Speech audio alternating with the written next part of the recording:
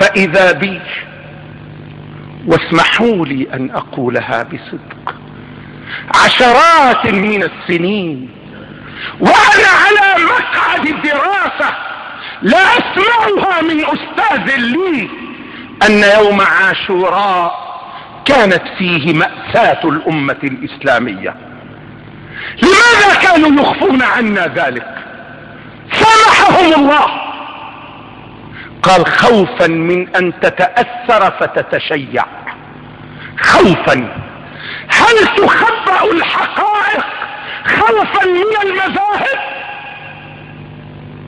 هل نكتم الحقيقة حتى لا نقوي مذهبا على مذهب؟ دعونا من ذلك أيها السادة.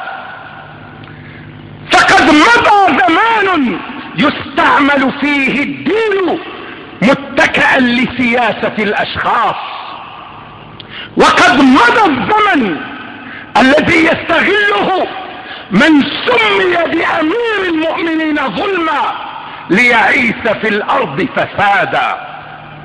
فما أمير المؤمنين إلا رجل أقام ميزان الحق عليه أولا، ووزن نفسه بالشريعة ثانيا، ووضع ميزان الإسلام عليه وعلى أسرته ثالثا، فهذا أمير المؤمنين.